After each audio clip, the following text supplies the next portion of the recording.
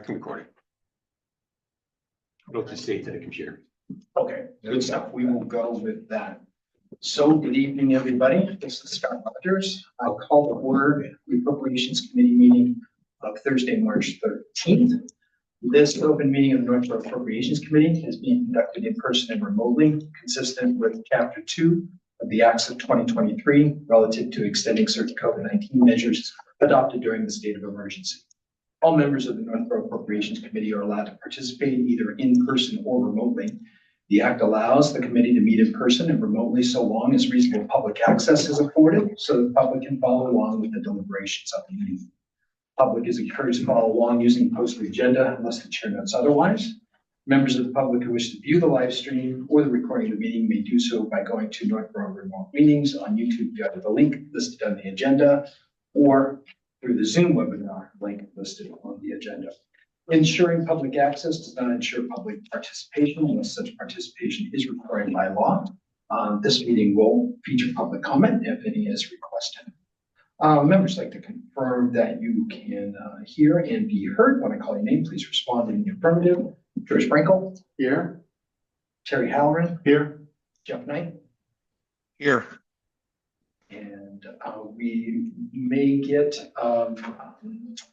Tim Kaling joining us a little bit later via Zoom. So we'll watch for him on the attendees list.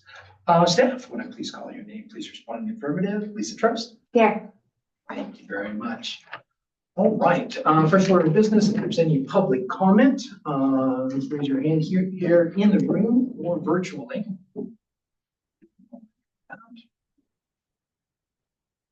Seeing none, we'll press on. We have approval of meeting minutes for March 4th, 2025. Is there a motion? Let's be fresh. Oh, I move that we accept the meeting minutes from March 4th. Moved by Terry. Is there a second? Jeff, if you seconded, I didn't hear you. Oh, I'll second it. Thank you, sir. Appreciate it. This will be a roll call vote. George? I'm staying. I wasn't present, so I'll Good abstain. stuff. Terry? Aye. Jeff? Aye. And Scott is an aye. 3-0-1 abstention. All right, first up, we have the presentation of the Northborough Police Department. Second. Chief Griffin. Thank you, sir. All right, thank you. And thank you, Chief Parente, for setting us up here. I want to raise. I've only done these, I don't know how many darn times. You were pretty good, Chief. Jeff, is Trying that to break my display good for words. you? Wonderful. I can see it just clearly. Yes, I've got it. Thank you so much. All set, Mr. Chair? Yes, sir. I just gotta, if folks in the room help me, just watch that participants line if Tim Kaling joins and if there's any sort of hand raise, It shows 3 right now. we'll get him in. Was it Can you less come than? back over that just to double check? Nervous if we don't. It should show 3 because there's 2 and there's 2 in the meeting and there's 1 in the attendees. Perfect. Okay, great. So that So should be, if it goes up, we'll you'll know it'll be, you'll hear it when it comes in. Thanks for the interruption as we get the meetings. All right. Well, thank you everyone for having me. My name is Brian Griffin. I'm the police chief. Been in the position for over a year now, and things are going great. I do want to apologize. In August, you had the financial summit, which that happened to be my vacation week, and it was either be there or have some upset kids and things like that. So I sent my lieutenant with the PowerPoint, which I was told did not work. There were technical difficulties. So I am going to, I presented a slideshow, which I know you received. There may be 1 or 2 changes since I know you got it, I believe, last night. And I think I've highlighted there's 1 slight error that I found. So I'll highlight that in your packet.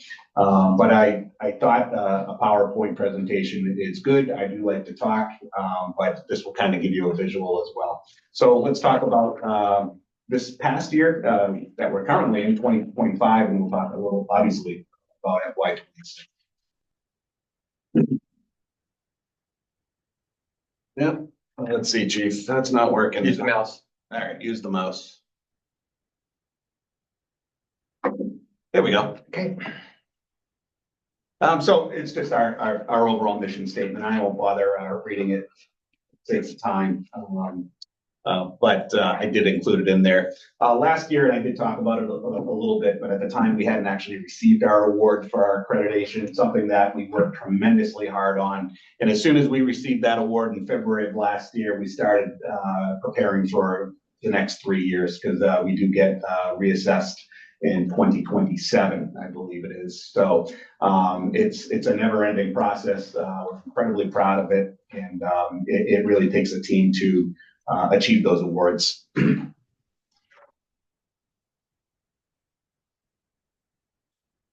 Some of the accomplishments over the past year that I would like to highlight, and I won't read through all of them, but this is just a testament to some of the work that our officers and our staff have achieved this past year, which I would just like to go over. We introduced a health and wellness program for all of our staff. I felt that was something when I took over that was lacking so many times.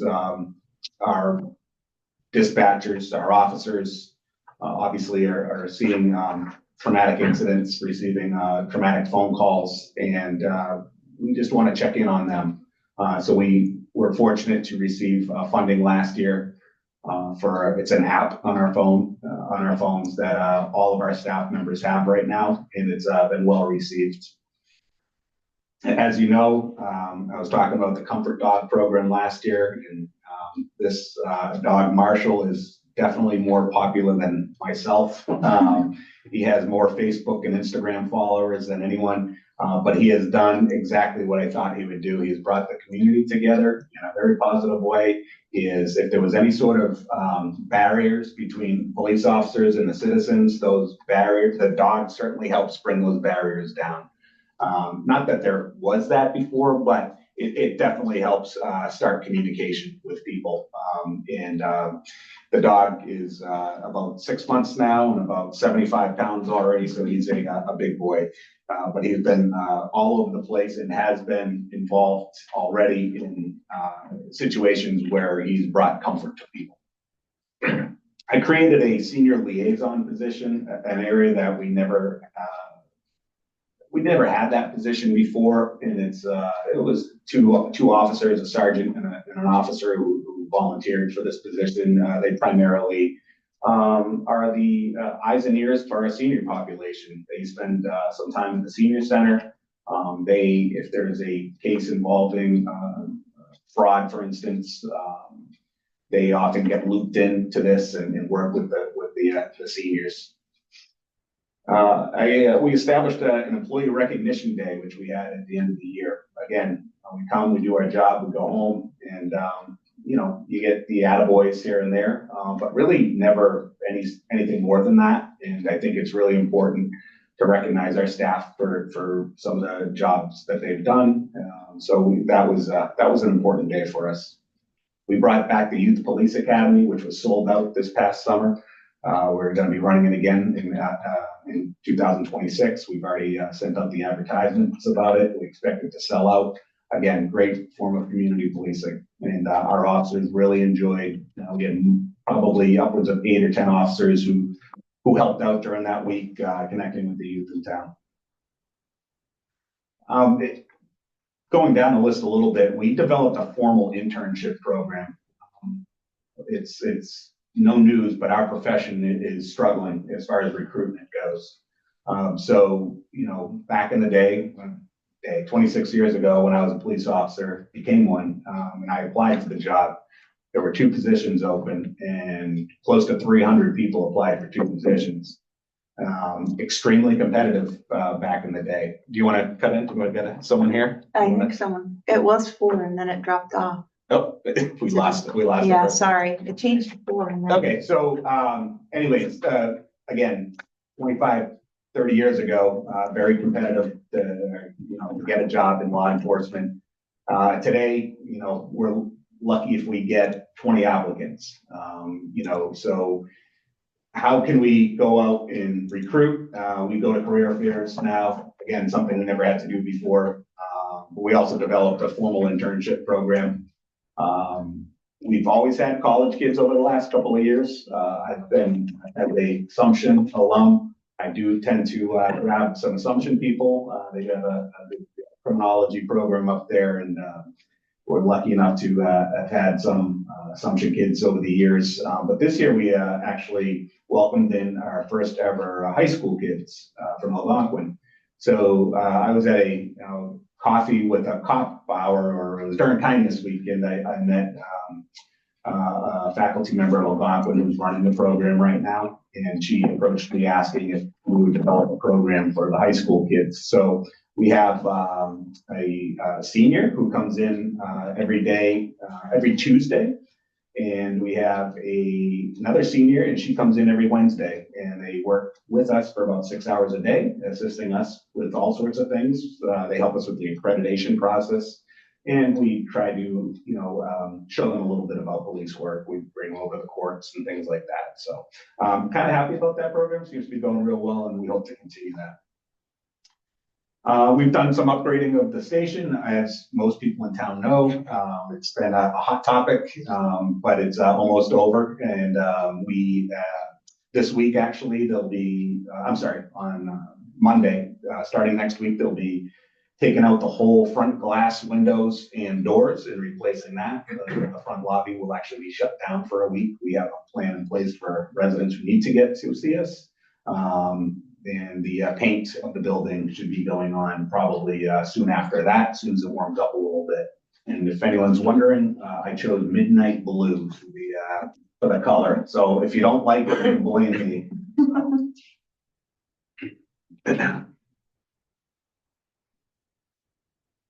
Oh, geez, I missed that clicker, chief. Okay, you know what it is? Because I'm I think it's 4 again. there we go. Oh, yeah, can we check the Yeah. participants again? Sure. Sorry. No problem. Come on. Come on, here we go. Just have somebody else watching. Oh. We're good. Okay. Neil's phone would probably be my deputy, would be my. I know.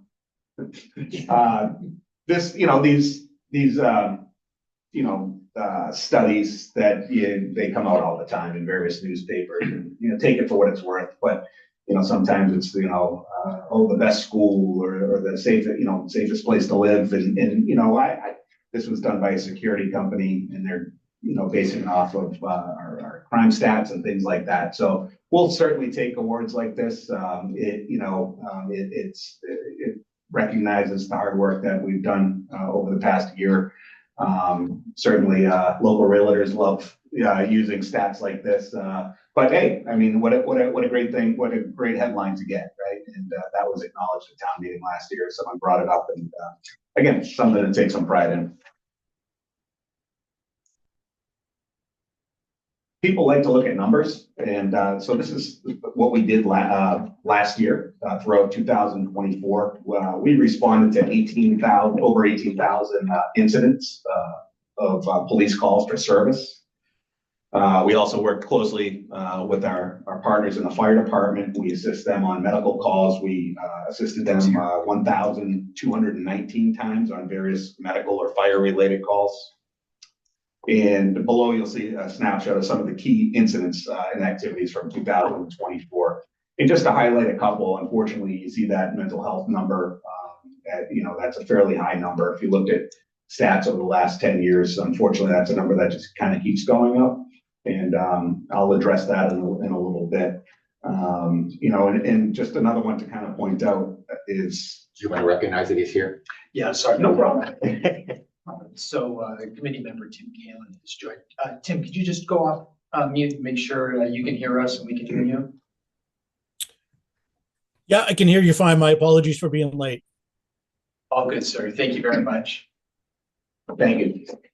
So just a snapshot of some of the incidents that we've gone on and how many. One thing is just kind of interesting, right? Is your shoplifting cases at 92. That's Northborough Crossing. That number is very high. We're up there all the time. We were just up there earlier today. We're up there yesterday. Organized retail crime is extremely common today, and that place definitely keeps us busy. Whereas like you look at breaking and entering, you look at those numbers from 20 years ago, and those numbers used to be a lot higher. And why aren't they, why is it, what's the difference? Why is that number lower now? Well, a couple of reasons. Home security cameras, everyone has a camera today. And people are going shoplifting, and organized retail theft is taking away some of those house breaks. So it's just kind of interesting. And then fraud is way up, and again, continues to be a problem. We conducted 7,726 motor vehicle stops last year in 2024. That's an incredible number. Our biggest complaint in town is traffic and speeding, and our officers are extremely proactive. That is a great number. Our officers go out, they do their job, they enforce the traffic laws. We issued 279 criminal complaints to court. There were 434 accidents, 247 arrests. Out of those, 92 were for drunk drivers. So we're trying to keep the roads in town safe as possible. Our communications, our dispatchers, and I'll talk about them separately in a few minutes, but they answered over 4,700 911 calls. They received 23,000 business calls. There were 22,000 fire radio transmissions, 56,000 police radio transmissions. And we estimate they dealt with about 4,300 people that came through our building and the lobby throughout the year. Yep. You have been interesting to kind of see stats over time, Yeah. kind of thing in terms of total number. Yeah, where we're at and where we've been. Sure. Yeah. This has never really been told before. And I think that's an excellent point to show the picture as to, why has it been busier, or has it been busier, or is it perceived busier? There's the total number, and then there's kind of the number per, kind of a per capita number of residents, and, where are areas that are, as you mentioned, probably the mental health things have been going up. Right. And I'm sure there was a jump once Northborough Crossing opened, if you looked at data over time. 100%. Yeah. And I think in the past, and possibly even last year, or I know Chief Liber may have mentioned, our overdoses, opiate overdoses, fortunately, those numbers have gone down, which is a great thing. Yeah. Right. So, but yeah, I'd like to see it side by side too. All right. Oh, looks like Jeff has a question. Yeah, Chief, I just want to ask one thing. Maybe I'm missing it, but what about motor vehicle accidents? And I bring it up because one expense that I would maybe love to support, if it's us, I don't know if it's just because West Main Street's also a state highway, but the Lincoln Street in West Main, I can't count how many near accidents I've seen myself. I'm just curious about motor vehicle accidents in town generally, and then also in that corridor there where it gets a little crazy because you have a pedestrian light, but not a light that controls that four-way intersection. So just wanted to ask about that. Yeah, no. So Jeff, the numbers you see, again, 434 is actually not necessarily an accurate number. Those are 434 accidents that were reported to us that we responded to. So that doesn't include people who just exchange paperwork, right? Right. So that Yeah. on the lower end, and obviously where you're talking about is you're 100% correct. That's a high area for accidents. When we deploy our officers out to various locations for enforcement, whether, speeding enforcement, we do look at accident stats, and that one does come up often as being definitely a problematic area. It's been, I know, addressed with Mass Highway as far as lights and things like that. It's been like that for 100 years, and unfortunately, it's different than it was 100 years ago. It has been. I often sit as a liaison to the Traffic Safety Committee, or I have an officer who sits on the board too, and we do talk about various problematic areas in town. I do know that we've had letters to Mass Highway, whether it be the sidewalks or traffic lights. It unfortunately sometimes, I don't want to say it goes on deaf ears with them, but unfortunately, in a lot of times when they study problematic areas, they need more numbers, they need more accidents. I hate to say it, but you know, No, where doesn't qualify. Right, I hear you. So essentially, it's because the state highway is not within our control to do anything. Because before I went to law school at night, I was a police officer, but it was in Maryland, and I remember an intersection like this. And until we had a fatality there, we couldn't Yeah. get them I know. anything. So I hate it. okay, I got hate it. saying that. I hate saying it's like, oh, it's going to take a tragedy. You know, there has, you know, we can control a lot, obviously a lot of the local roads, but yeah, the state highway is just sometimes so difficult to deal with. They're just really looking for those higher numbers than what we can show them. Okay, I understand. Thank you very much. No problem. Just to touch upon some of the ongoing programs, I'm just going to touch on two of them. Is the C4RJ program. So we pay an annual contract with C4RJ. It's Communities for Restorative Justice. So we're in our 6th year with them. It's a diversion program that provides young offenders or young adults involved in minor offenses the opportunity for restorative justice. It's well received. So if we have, let's say, a juvenile, a 14-year-old who stole, some candy from Wegmans, we'll talk to Wegmans to see what they want to do, and we can offer them, 2 routes, right? You go to juvenile court and you see the clerk, or we have this program offered, and it's kind of you sit down in a circle of chairs, they call it. You involve the victim, Wegmans, you involve the juvenile and his family or her family, you involve the police, and you involve one of the advocates for this program, C4RJ, and we've had some good results. Not everyone qualifies for this. There's some certain criteria, but so far it's been a well-received program. And then our co-responder program, or the jail diversion program, is our mental health clinician. I don't like to use the word jail there. When this program first started with the advocates, again, this is through a grant. We don't pay for it. We split her time with Southborough Police.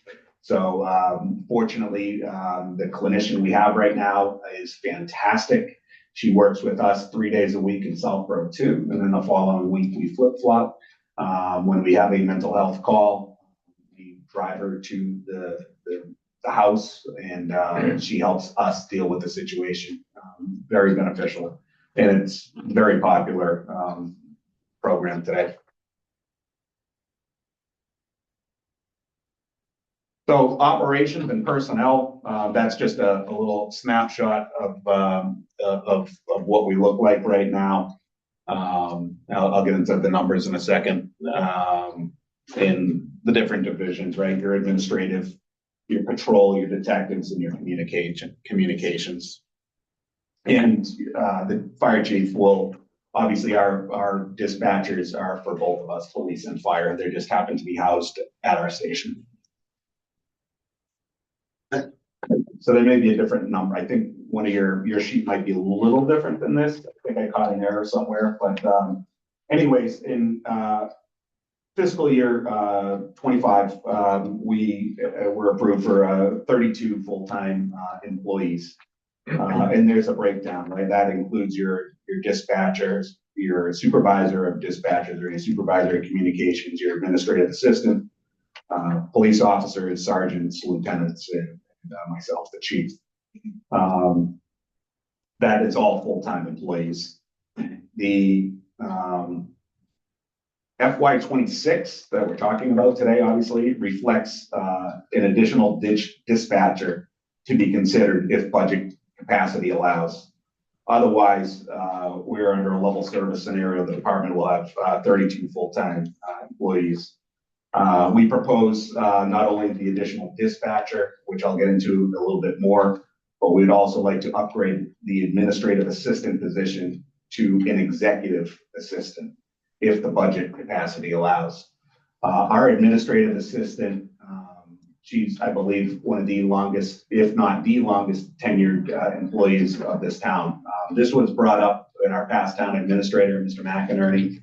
And he asked, why isn't she an executive assistant? And he's absolutely correct. It was suggested that we we make this change. The employee I'm talking about is thinking of retirement, and unfortunately, it may be sooner rather than later. I don't want to give the date. She'll sorely be missed, but we want to be able to bring in a person, a very high qualified person, and we want to attract a really good candidate. And right now, based on some pay, that doesn't really, I don't think we can get that unless we change things a little bit. This person is responsible for everything. When she's out, the place barely runs. That's a credit to her. She's doing the payroll. She's doing the billing. She's helping with the budget. She's doing the scheduling. She's answering the phones. Just a position that we really want to attract a really good candidate when she does decide to retire. This is just a pay grade. Yes. Okay. Yeah. And I'll go over the numbers a little bit. I think it's reflected in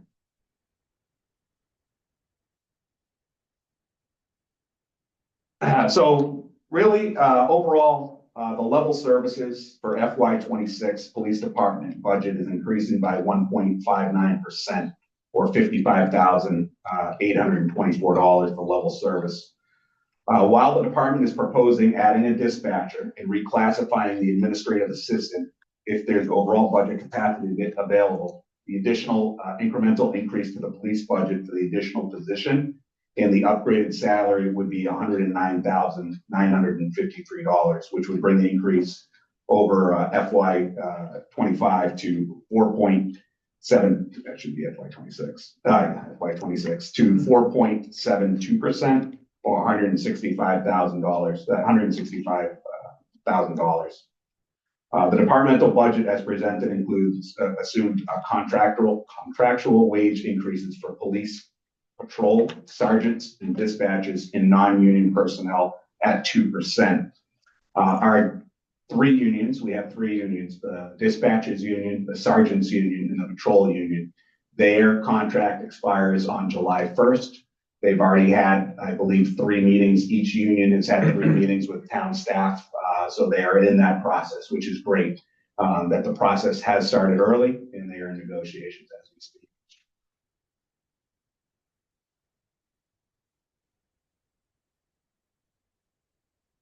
This is your snapshot of your overall personnel and in the pay. Again, this reflects if the budget capacity exists in a reclassification to the administrative position. Administrative position is code number 51120. We'd be adding $25,000, a little over $25,000 to that line. And the additional dispatcher would be added at $79,469. Total increase of $109,953. And you've got the dispatcher code, the 51170, the asterisk on that one. Yep. 51170. I don't know if Jeff raised his hand again or it just hadn't been dropped. Oh, yeah, Jeff, go ahead. No, it's raised again.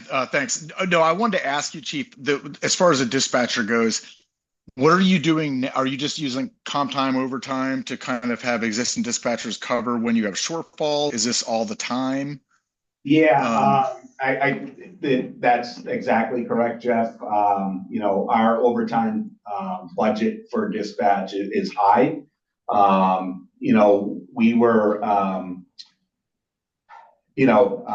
down a dispatcher this year, unfortunately, for a lengthy period of time. So yeah, we're really we're kind of hurting in that area. And so my next, yep, go ahead. Sorry. But no, I was going to say that the additional position might not.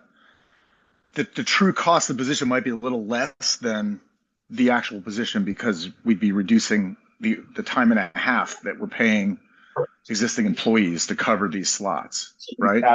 That would have some impact. You're correct on that. Correct. Okay. Thank you. Thank you.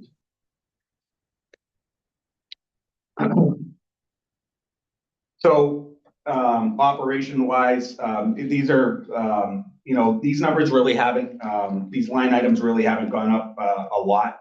The one highlight is 52800 contractual services.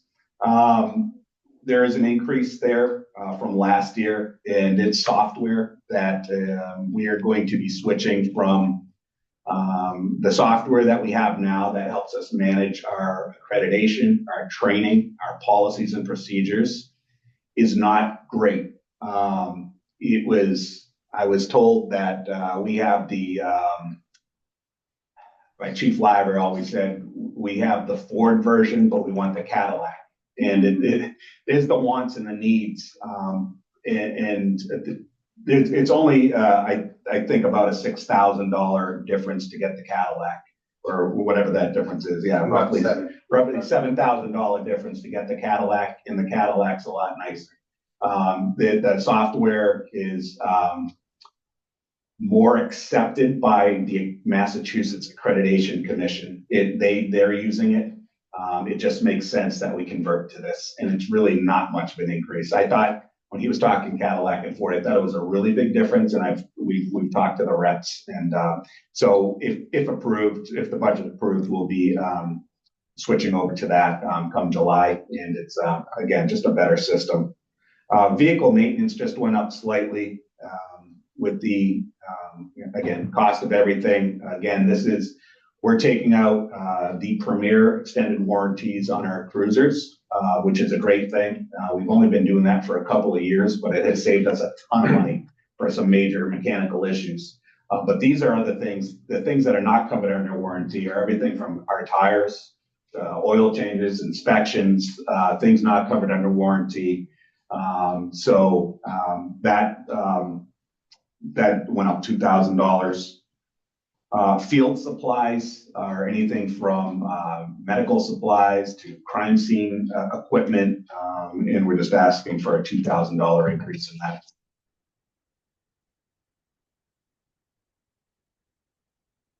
So the reason the increase in the public safety dispatcher by one for FY26. National Fire Protection Agency recommends 2 dispatchers per shift. We have many shifts where we only have 1 dispatcher working. Our dispatchers are responsible for so much more than answering 911 calls. They handle all business line calls, all lobby walk-ins, and all radio communications with police officers and firefighters. During the May 12, 2024 shooting on Howard Street, this entire incident was handled by 1 dispatcher. The dispatch that night was the link between this multi-agency critical incident response. Had another emergency come in during that time, it would have been that 1 dispatcher's responsibility to handle that emergency as well. That obviously was a significant incident that we don't see often here in town, and hopefully we don't see again. But a busy night for our dispatchers. The ambulance the other day was on 3 different medical calls. The police were dealing with a domestic violence situation. Another person walking in the lobby asking for a form to fill out for their license to carry firearms, all handled often by 1 person. One of my sisters actually was in a few months ago, and she was a former, she's still a nurse, but she's did many years in the Boston emergency rooms. And I gave her a tour of the building. She'd never been in the building before, and she went into dispatch. And at that time, it was really a busy shift, and it was 1 person working. 1 person walks in the lobby, and she's like, this is like triage. I mean, she couldn't believe it. Our dispatchers that we have are unbelievable. The ones we have are fantastic. We were able to hire 2 over the past couple of years that left Worcester to come over here. So clearly their experience was great to grab. But it's really a much needed position to increase. With we're very happy that the fire department got additional firefighters, much needed, and I'm so happy that they got them. But with the additional firefighters out on the road in the station, that dispatcher is responsible for them too. So that's essentially why we're asking for it. Chief, I don't know if the fire chief wanted to comment at all on dispatch. Yeah, sorry, that if I may. Not fair. I know. Yeah, without question, when people have an emergency, they dial 911. When we have an emergency, we call our dispatch. They are our link to everything. Critical link, and without them, we would not be able to get where we're going, would not be able to do our job. And they are tasked with a bunch of stuff. We had 3 calls, like the chief was saying. We had 3 make calls within 3 minutes. So that includes all of our apparatus, mutual aid apparatus, police officers responding to those calls, tow trucks coming to those calls, as well as their calls going on. And oftentimes it's one dispatcher in there. It's insane. So when I first came here, people advocating and said, we need another dispatcher. And I wrote a letter supporting another dispatcher. And we got one at that time. We need another one. There's no question. I completely agree with the chief. So looking to the future, again, not asking, and I will touch on the capital just briefly at the end, but just looking into the future a little bit. We're not, again, the dispatcher, the change of classification for the administrative assistant and some small line items. But looking into the future a little bit, what are some of our personnel needs? And again, this would have been presented at the financial summit this past summer. I just don't know if it was as clear as I'd like to make it. FY26, again, that's the full-time dispatcher. You see 70,000 there, and on somewhere else it says 79. 79 would be probably your top step if they came in with a lot of experience, and the 70 would be, a step 1. So I apologize if those numbers are a little off, but let's say it's between 70 and 80. I mentioned it last year. I'm going to mention it again. I would like to have a little small growth. Who wouldn't though, right? And I understand times are tough, as they seem like they are every year. But right before this meeting, I was in our administrative assistant's office, and she keeps old town the books, the reports. Thank you. Yeah. She has them going back to the early 80s, and she has them all. And so I was flipping through them to see about growth from the department. And again, I've been on 26 years. I can tell you, up until that time. But we really haven't grown much. In 1995, which was the senior year in high school for me, I happened to grab that book, and we were at 27 full-time employees. We're at 32 right now, so it's five additional people. That's including dispatch patrol. But clearly, and I don't know what the population in town hasn't changed dramatically in that time. It's increased, but not crazy, right? But what we're not accounting for is overall the number of people in town during a day compared to 30 years ago is a lot different. The traffic, the activity at our shopping plazas, our businesses, that number is hard to capture. And I don't know what that number is. I can tell you it's a lot busier than it was 30 years ago. This is where a graph of kind of showing, you have here's last year. Yeah. But seeing something. I'll do that for next year, George. Yeah. Okay. Yeah, I'll come back next year and we can clearly. That would really help with kind of looking at. Yeah, absolutely. And I'll get on it. Okay. So looking to the future, just a little bit out, my goal would be to increase the total number of police officers from 24 to 28. I think that's a good number to be at. I'm not looking for 22 or 18, 4 officers by 2030. I would love that to happen. The increase would bring the department more in line with similar departments in Massachusetts with populations comparable to Northborough's approximately 16,000 residents. According to data from the FBI Uniform Crime Reporting Program, the Northborough Police Department has about 1.4 officers per 1,000 residents. The national average of officers per 1,000 people is 2.4. If we were to increase this number by 4, our average officers per 1,000 would be about 1.75. The rationale behind the request is to improve overall shift coverage, especially during times when sometimes our shifts operate at 2 people. It doesn't happen often, but there are midnight shifts that we might have 2 officers on. We have to get away from that. We have to increase our minimum staffing. By adding additional officers, the department aims to mitigate the impact of absences. The increase in staffing would likely enhance the department's ability to respond to calls, conduct proactive patrols, and address various law enforcement needs within the town. It would also increase overall officer safety by increasing our minimum staffing levels. I tell a story in the night I got sworn in of a fairly bad traffic stop that went bad quickly during the middle of the night, 2 in the morning, you know, the person didn't want to go to jail and chose to get out and fight. And we actually had an officer who's the largest officer in our department, probably one of the strongest guys I know, and it was a struggle. And we only had 2 people working that night, him and the sergeant. We relied on our mutual aid partners, Marlboro and Westboro, to assist. That officer got brushed by a tractor trailer truck and fortunately was okay, but it was in the middle of Route 20. My point being, we need to get away with, we need to eliminate those numbers where we only have 2 people working.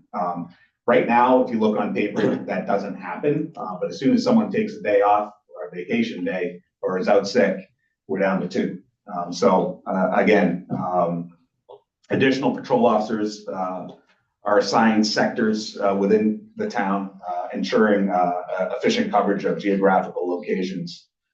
Increasing our staff would enable us to better address traffic concerns and proactively enforce measures related to quality of life issues here in town. Just to look at some of our neighbors, well, this is kind of tough to read from your positions right now, but looking at the state of Massachusetts and towns between 15 and 17,000 people and where we stand and, you know, as far as number of officers and, you know, officers per 1,000, there's 21 towns listed on this slide. And we come in at number 18 for, you know, lowest officers per 1,000 people. You know, just to highlight a couple, Bellingham had 17,000 people, 33 officers. Clinton, 15,000 people with 28 officers. East Long Meadow, 16,000, 27 officers. Holliston, 14,000 with 25 officers. Whitman, 15,000, 28 officers. And Swampscott, 15,000, 28 officers. And locally,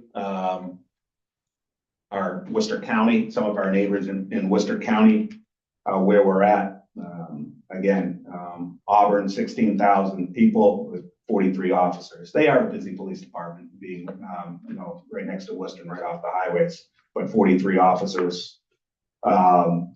Grafton's number, I just talked to the chief today, they are at 24. Their population's higher, but they don't have the business.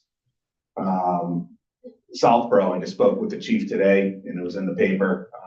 He is asking, and has, I know, he's asking for 8 officers this year.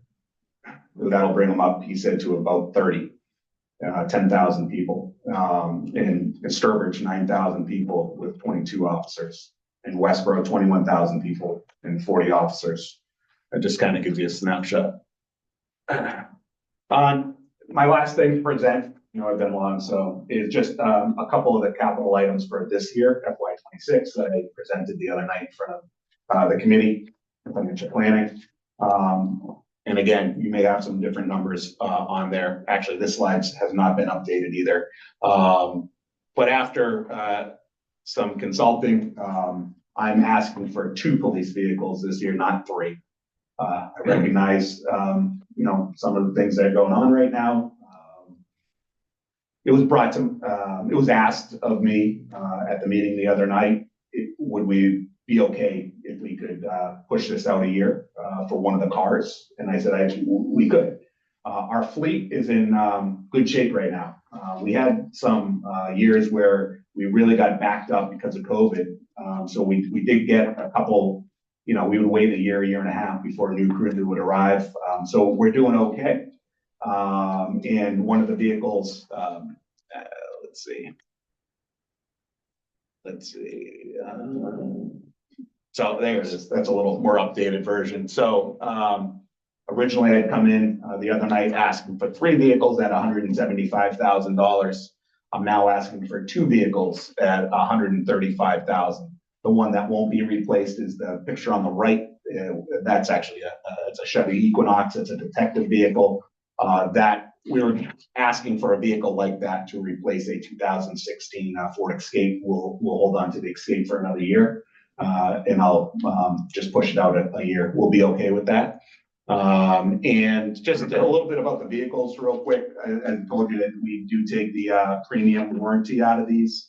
All of our patrol vehicles at some point will be Ford Police Interceptors. That looks like the one on the left, like your Ford Explorer. They don't call it an Explorer though. That's preferred by most officers compared to the Chargers and the Tahoes. So we'll slowly phase out the Tahoes, and except for administrative, potentially may keep those. And we do have a Dodge Charger that is fairly new, so that's got a few years. That's actually brand new, so that'll be the last one we buy. Actually, they're not making them anymore. So it's not even an option. We don't, pick these numbers. It's a state contract, it's a state bid. I called around to my neighboring chiefs to check in. I'm like, hey, how much you guys asking for this year for a cruiser? $75,000. West Pro, South Pro. That's kind of the going rate. It's a state contract procurement. That's, it's a $47,000. If we were to, either way, if we were to get a Ford Explorer, $47,000 off the lot, you're going to add your prisoner cage, your detainee cage, all the equipment, light bars, computers, radars, wiring, upgrade graphics, $75,000. That's the going rate right now.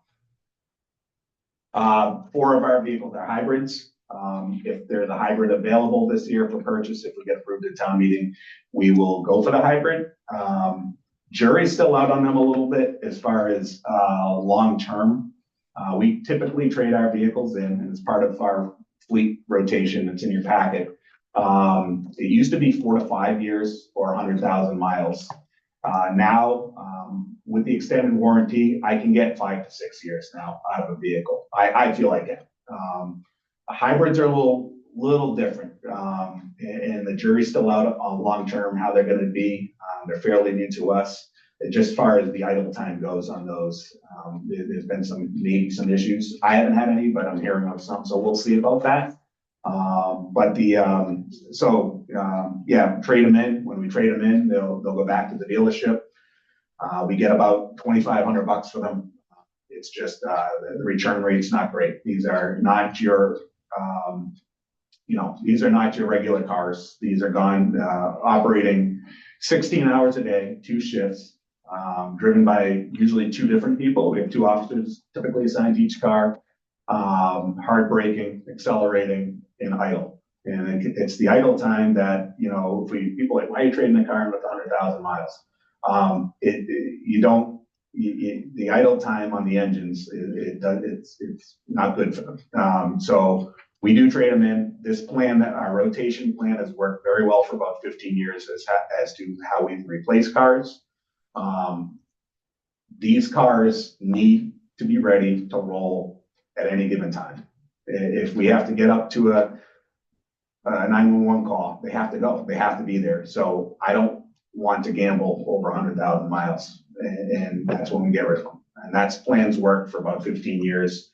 And that's pretty much what other departments do as far as their fleet goes. Again, just talking around.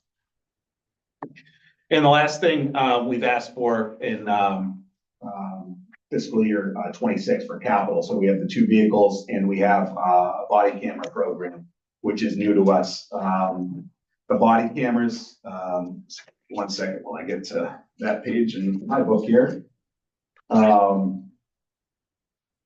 We're requesting $65,000 at town meeting for the body cameras. That is for 24 cameras and the storage. The storage is where really, that's the software. The hardware is not that bad. It's the storage that really brings up the price on these.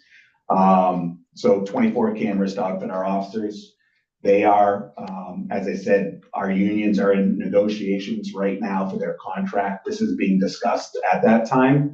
But, you know, the officers want them. It's, you know, 5-10 years ago, it was a different story. You know, why are you watching me? And now they understand that this is going to help the officers. It's going to help the public. You know, it's more and more police departments throughout the country are purchasing body-worn cameras. Locally, Shrewsbury, Westboro, Southborough, Boylston, Grafton have all recently implemented them. It's just in 2025, it's just a normal piece of equipment today. It's like getting issued your handcuffs and your, ticket book. You now issued a body camera.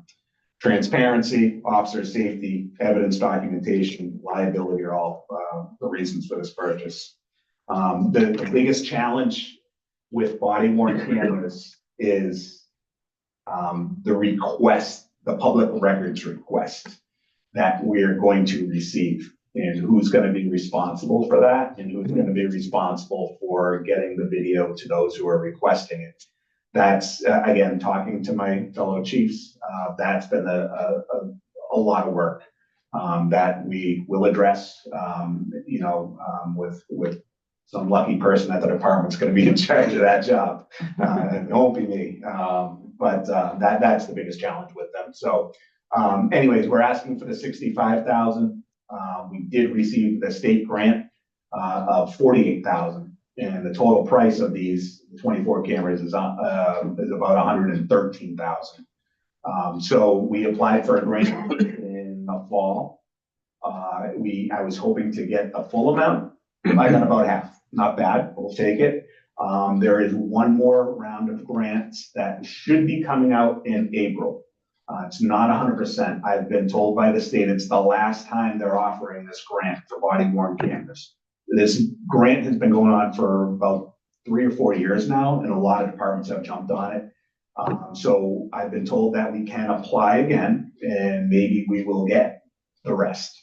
I don't know if it won't be in time for town meeting or any decisions here, but I've spoken with Jason as to how that would work out. If we were to get the grant, but I would get approved for the money, it'll go back to free cash or something. Yeah, something like that.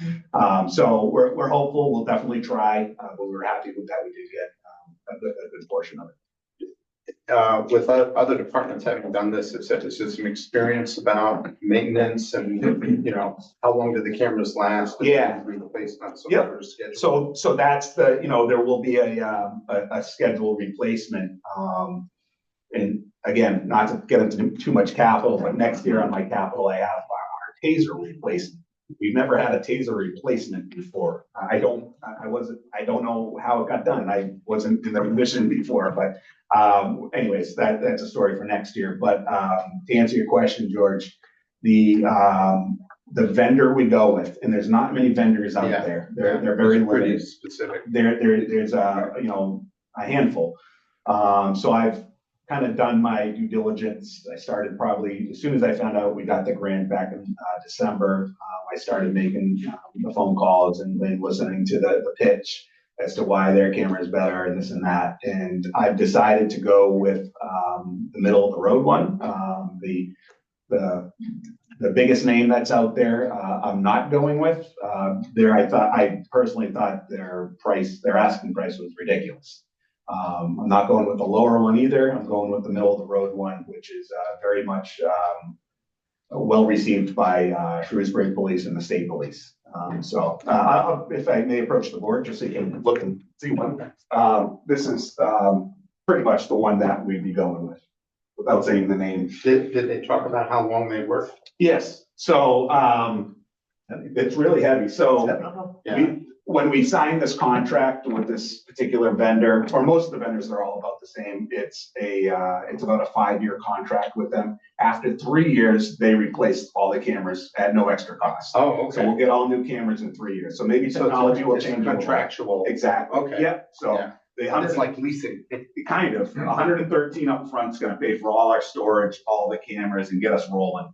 And then after 5 years, right now, it's about 20,000 a year, like paying a maintenance and paying your storage, the cloud storage. So we'll build that into the budget, we'll go from there. Where do they wear this? So it can be used, typically officers are gonna, if they're wearing a uniform like mine, they're gonna clip it to their pocket here, Okay. which kind of does bring your shirt down a little bit. It is. Yeah, but more than half of our officers now are wearing those outer carrier vests, which the younger officers love those. The older officers prefer the traditional look. I'm a traditional guy, but we do allow them to wear those type vests now, and that actually works better for cameras. It clips on better there. So. Right. So that's a little bit about the budget for this year, the requests and where we're at. Again, we're in really good shape. We're at full staff right now, knock on wood. We haven't been that way in a long time. So with a full staff, we can do a lot more, and looking forward to FY26. So awesome. Thank you.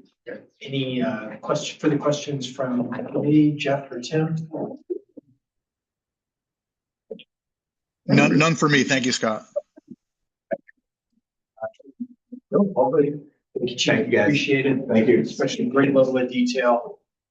Good practice that you had earlier in the week on financial planning. I'm gonna stick around a little bit so I can harass the fire chief if he needs me. Yeah, I'll watch the number. this is the last time I make the deal with the chief. So when we met, we did financial planning together. So I tell you what, you let me go first tonight, you can go first on Thursday. I learned. Yeah, and he bailed out. As soon as he was done, he left. I didn't know. I would never. Okay, where am I? I'm here. Yeah.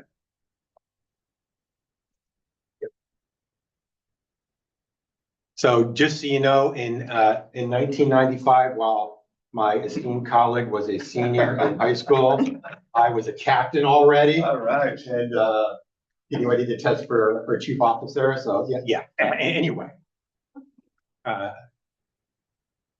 So I like to do this kind of some of the same stuff that the chief, give you a little background on what we've done or where we are, I should say.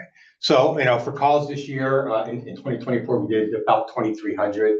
And every month I send a report to the select board listing out all of our calls for that month, all of our stats. Plus I give them certain things going back 3 years, either 3 years on a month or 3 years year to date. If you ever want any information, I'm a data geek. I think you have heard me say that before. If not, you want it, I can get it for you. I can even bring it up now if you wanted to, but I don't think you want to go through that. So we did about that many, 17 building fires. Some of those building fires were mutual aid fires. Okay, and then 27 total were mutual. Okay. Mutual aid. So say if we went to Westboro for a fire, when we run the stats, they show incident type 111 is a building fire. So that's how it comes up. And then 27 total working fires, and then we pull the line of the fire out. So that's those types of things. So 491 overlapping calls, which is really where we're getting slammed. Okay, so that's a call when companies are still on the scene and another call comes in, or they're transporting, so they're at the hospital. Or some of those are 2 deep, some of those are 3 deep, some of those are 4 deep. It just depends on how it's going. And it's really weird. We will go 4 hours without turning a wheel, and then you hear the tone, you go 2 medicals, and then as soon as the 2 medicals are done, box alarm, we're like, what's going on? It's just crazy. So that keeps us really busy. We interacted with 1,514 patients. When I say interacted, because we don't transport every single patient we deal with. We did transport about 1,200 patients, and we had about 9,600 loaded miles. Now, a loaded mile, this is why it's important to understand. It's a loaded mile is from the scene to the hospital. That's all that counts. And the reason we track that is because we bill that, right? So we're allowed to bill loaded miles.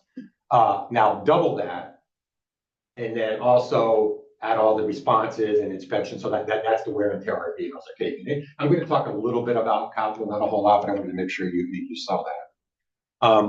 We interacted with about 5,500 citizens at 39 different public safety events, everything from from fire drills to senior safe. We do a senior safe program. So a senior wants us to come over and go through the house and do a quick inspection and help change some batteries in there. And we'll do that. If we go to a call for someone's house and it's a senior and they don't have any smoke detectors, which unfortunately happens, or they have no working smoke detectors.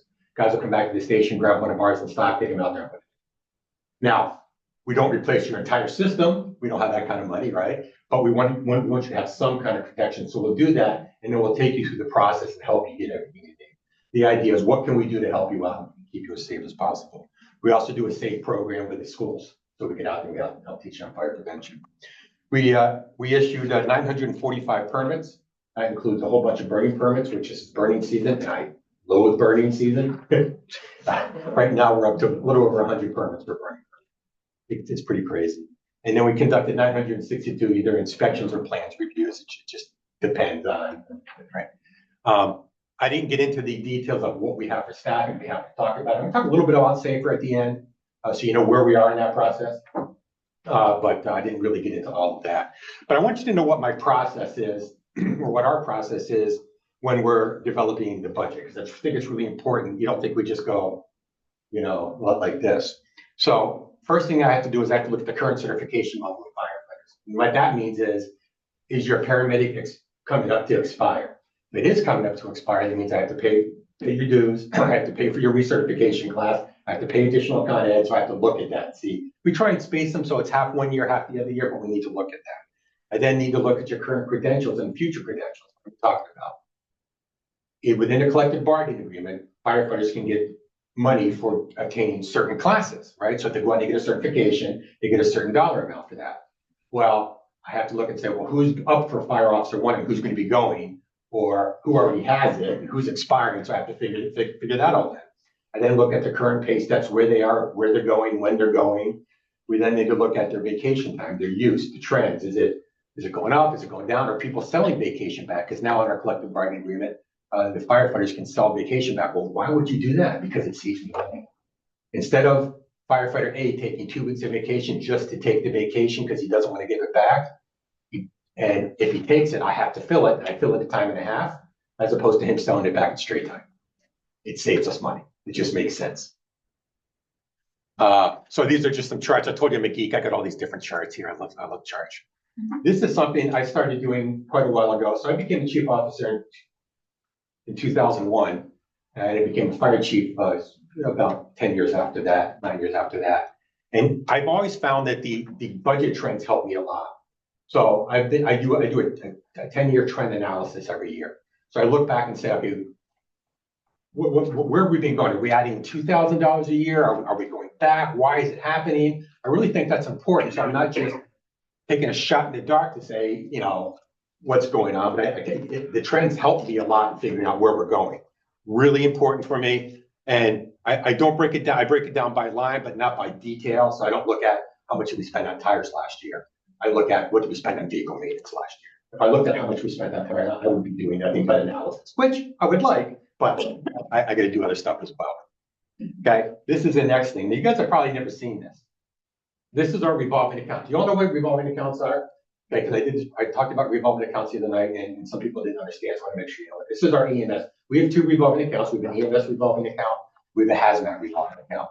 Hazmat is funded via a tier 2, which is hazmat reporting that's required by the feds, and it's funded through if we have any fines or anything comes in that way. That's used to help pay for our hazmat assistant. It's used to help pay for our meters, that type of stuff. This is our EMS revolving account. And this is a snapshot from 1/1/24 to 3/5/25. You'll see that our total transports were 1,374 for people with insurance. Down below is people without insurance. We have 88 for people that are self-insured. We billed 2,616,000, total of 2,780,000. And that's what we bill. Insurance companies have this little thing called ordinary and customary. So they can determine, what we're going to pay. Medicare, Medicaid is the worst. Medicare, Medicaid, we'll do an ALS call, which is a $2,000, $2,500 call, and they give us $480. So that's the kind of stuff we go through. So you see what we bill, allowable. Your own billing, or do you have someone do it for We you? have a company that bills for us called Comstar. So what we do is we do all the collecting of the data. My admin and my hazmat assistant review every one of those to make sure we have all the data we need to have to ensure that the collections are go through, and then they're submitted to Comstar. Comstar does the. And they work on a percentage of what they collect? Yeah, it's like 3 to 5%. I think it's 3% now. It's small. We also use a collection agency that we never did before. I implemented that several years ago, and that's not for town people. That's for out of town people. The only time we do it for town people, and I think this is important to understand, because sometimes someone from town says, hang on, I got a collection notice. Well, that's because you had insurance and you got the check directly and you kept it. Number one, that happens.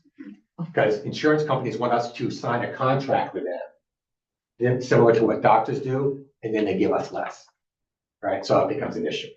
Right? So either that happened, where they have an insurance company with a $10,000, $15,000, $20,000 deductible. Well, so the burden is being put on the people who don't have that, who are paying, right? So that's all in our policy. We have a policy that says exactly how it's done, and so it works out well. So our allowables we can collect is about, 1.1, 1.2. And then what we've collected so far in this period was 955,000, which is about an 80% collection rate, which is really pretty good in EMS. Because you have to think there's people that ignore it, okay? And there's people who ask for assistance, and we are fairly generous with that. So and it's based on the SNAP number. So we look at, if your income is the same as what the state considers, then we just wipe it. We don't worry about it. So we have quite a few of those. We have more people that just ignore it and just ignore the bills. Now, with our wonderful laws that we have, they've recently said that anytime you ignore a bill, we cannot take that and put it onto your credit report anymore. We used to. We're not allowed to do that anymore. So we can send it to collection. And I hate to say this out loud, but I think most people know this. If I send it to collections calls you and says, Mr. Rogers, the fire department said you owe them $3,000. You say, I'm not paying it. Do not call me again. That's it. It's done. It's closed. They can't call you again. They can't do anything. So we have quite a few of those. So our write-offs, and I send our write-offs up to the town hall every month, and it hurts, are fairly significant. But that's just important to know. But this whole thing, we use about 900,000 a year to supplement our budget. So a certain amount comes right off the top. About $375,000 goes on July 1 right into the town coffers. That comes off that, so that helps. Then we have a bunch of direct charges, certain overtime, all the maintenance for vehicles, all that kind of stuff for EMS vehicles, purchasing EMS supplies. An EMS revolving account, if you charge to it, has to be related to EMS. I can't say, oh, I'm going to go buy fire hose with this. I can't, because it's not EMS related, right? 68% of our calls are EMS calls. So there's about 68% of stuff that I can charge to it. It comes in very handy, covers a lot of our overtime, that kind of stuff. But it also, the critical thing it does, it pays for all of our ambulances. So ambulances have no impact on our taxes. Neither does it when we buy a rescue or if we buy tools for education, all comes out of here. So it's really important to understand that. And again, our collection rate's not bad. We always look at ways to improve our collection rate. Some of them work, some of them don't. It's pretty good. 80% is pretty good. And that's got to do with what's called your payer makeup. So your payer makeup is how many people you have on Medicare, Medicaid, how many people you have on private insurance, and how many people you have uninsured. We're pretty good in North Borough. And as Terry said, 80% is a pretty good collection rate. I've worked in other communities where I was happy to have a 65% collection rate. So that's a fairly substantial rate. So then I do this. I say, okay, where are we right now? So every month I go into our Munis account and I say, where is each line expended? And then I look at me. Now, the reason I look at me is because wherever I am percentage-wise, that's where most of the line should be percentage-wise, right? So if I'm at 50%, so because I'm salaried, right, then most of the line should be at 50%. But sometimes I get shocked. I say that's 100% expended. What happened? Well, that's because it's the one-time payment, right? But it catches me off guard. But I do this every month, and as we get closer, I get tighter and tighter and tighter, so I can see, am I budgeting correctly? Am I doing too low or am I doing too high? Right? So that's all important. I then look at the details. So details, the way I do budgeting, you have the line item, and then I have my detail. So I look and see what goes into each line item, not just, this is a line item called this. This is a line item with, National Grid, Eversource, cable. This is our vehicle maintenance, emergency repairs, tire replacement. I know what goes into those and what we've expended previously. So I go through all that. What are the results? Here's the results. I know you can't see this, but you guys got a copy of it. Okay. This is a better picture of the results, but you have a copy of that. So we'll talk about that momentarily. And I'll come back to this. I just wanted to finish this up. So this year on our CIP, we have two items. One of them is the replacement of an ambulance, and I'll talk about the criticality of that. Right now, today, I have one ambulance in service. The reason I have one ambulance in service is because my other one broke down and we're trying to get it fixed, and the mechanic was working on it all day today. Hopefully, I can get it tomorrow, get it fixed tomorrow. But ambulance I have in service is this one you see right here. That's our first new ambulance. Has about 103,000, 104,000 miles on it. And it's not that old. Okay, that's how much these run. So this is up, it's $550,000. It was due to be replaced in 2027. I moved it ahead a year, and I'll show you why. We had some challenges this year, which is a nice way to say we had two engines that get blown on our ambulances. So in Medic 3 needed a bunch of repairs. So I did about $12,000 worth of repairs on Medic 3. Medic 3 is the ambulance in the lower right. This is what we used to buy. We don't buy those anymore. Those big box trucks. The idea was their internationals will last longer. They ride like crap and they cost more to fix. So we don't buy those anymore. So Medic 3 blew an engine in July. I've already put $12,000 in. Am I going to put more money in it when it's due to be replaced in 27? No, we'll get by with two. We'll be good. What happens in August? Medic 2 needed $23,000. On the way back from the shop, had a catastrophic failure on 495, blew the engine. Had to be towed back to Foxborough, which is where we have our work down at Foxborough Fire. So what do we do? Now I'm in trouble. So we borrowed an ambulance from Maynard, which we have a great relationship with all of our. I put it out, guys, I need an ambulance, right, to our mail list. I got one you can borrow. Great, so I borrowed theirs. Chief Purcell from Westboro reached out. He says, hey, I got one I'm trading. I'll sell it to you for what I'm trading it for. I said, oh, Chief, you're awesome, right? 2013, sold it to us for $7,500. Needs some repair work, needs some brake rest in front of it, needed $1,200. But now I got an ambulance that I can put back in service. Turns out the day that it arrived, Maynard's primary ambulance broke down. So that one had to go back anyway, right? So it was crazy. It was really crazy. So now I have two ambulances that are out of service and operable. One here, sitting behind our station, one sitting down in Foxborough. What do I do with them? Right? One of them was scheduled to go as a trade with the ambulance that we bought back in 2022 that still hasn't arrived. And I keep being told next week it's sitting at Greenwood down in Attleboro, and I'm told it'll be in next week. So we'll see. And the other one was supposed to be traded in on the 2027. So now I have. And why do we need three? I need a primary, I need a secondary because they're both rolling all the time, and I need that mechanical spare because when one of these go down, I need two in service all the time. We're that busy. So what happened? My deputy, being the smart guy, picks up the phone. He says he actually facilitated a trade-in for both of those at $9,500 a piece, and neither one of them were running. Okay, so we got $9,500 a piece. We took that money, and it allowed us to buy a Lucas, which was already going to have to be bought for our new ambulance, that's the chest compression machine. Allows it, so that does the automatic compressions on cardiac arrest. That allowed us to purchase that without having to take it out of the budget, right? So really, really out of the box thinking.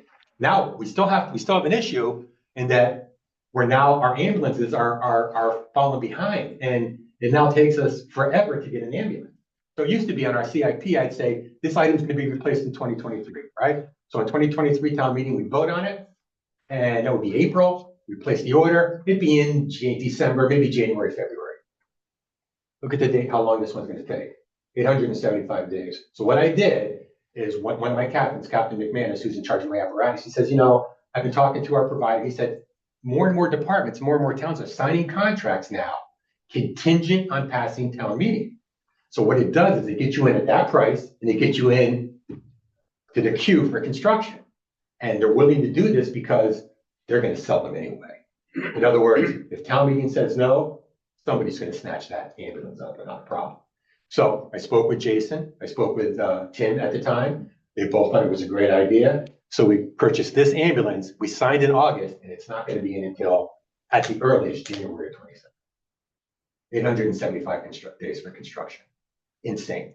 Well, why is that? Wouldn't you think that if you were making ambulances and you had this backlog, you'd make them faster? They can't. They can only make them so fast because so what happened was COVID led to what? Supply chain issues. Yeah. Right? Right. So, and a lot of the electronics were really problematic. These trucks are loaded with electronics now, right? I mean, there's tons of stuff in there. So what happens is they get behind. Now, as they're starting to come out of that, the orders start piling up because everyone's getting CARES money or they're getting ARPA money, and they just can't keep up with them.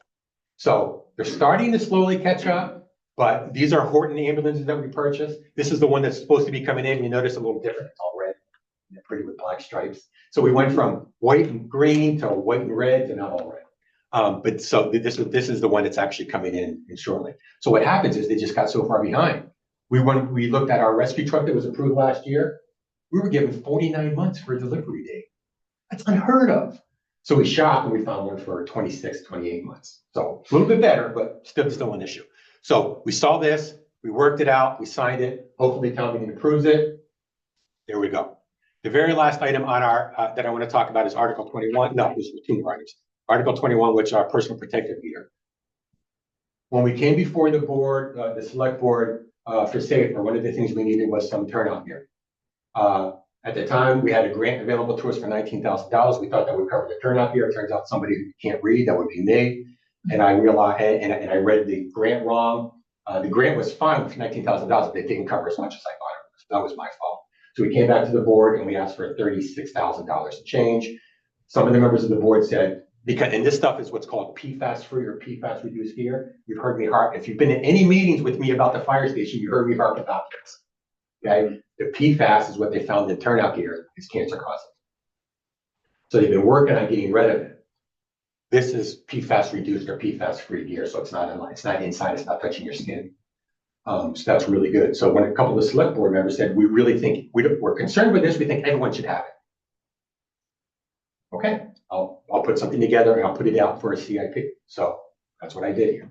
Now, I understand things are tight. And I understand if something needs to be reduced, we can reduce this because I have a plan for replacement. I'm not nuts. I'm not gonna have a plan for replacement. We replace about 4 sets a year.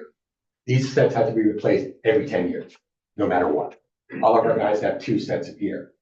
So they have a primary and a secondary because if the gear gets wet, you do not want to wear that gear into another fire to get steam burns. Not a good thing. So they always have a second set of gear if the gear gets contaminated or whatever. So this is something, Jason had asked me today, I said, well, right now, I don't think I'm going to give it up, but, let me think about it a little bit. So I thought about it and I spoke with the deputy and we looked at our budget. And if it's something that we can give up, I'm okay with that. We can get by with that. If it's something that people want to keep, that's okay as well. I'm not going to complain, right? But I want to make that's an offer that we can make. The very last item I want to talk about is the stabilization gun grant fund, which is Article 16. This is what Jason put together, and at least I don't know if you can speak to it if you need to, but when we were applying for the SAFER grant, which is the 8 additional people, that is 100% covered by FEMA. And by the way, no, it's not being stopped. I have talked to everybody from the day that first announcement came out. I've talked to everyone from Senator Markey, Senator Warren. I've talked to our reps. I've talked to our FEMA reps. I've talked to everybody I can. And everyone tells me SAFER is not being touched. Okay, you sure? Yeah, because I'm not going to make offers to people and have them come here and then have something. No, it's not being touched. As recently as 2 days ago, I was assured again, it's not being touched. So anyway, we got the 8 people. My concern was 3 years down the road, I don't want the town hit with a huge increase. It's not fair. It's not fair to the town's people. It's not fair to anyone. So how can we do that? Well, Jason said, let's create a stabilization fund where we can put $400,000 or so per year in.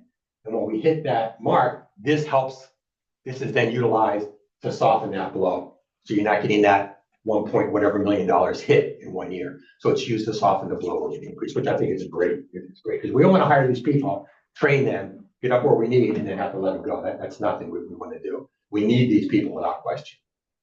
So as that goes, just so you know where we are with that. Oh, by the way, the reason this is in here because you guys have to vote on whether you support it or not. And that's why I put it in here. Where we are with that is I made 8 offers, actually 9 because we had the 1 open position. They were all accepted. Everyone went through background checks. Everyone went through physical. They're supposed to start on March 23rd, and I got an email from yesterday from one guy pulling out.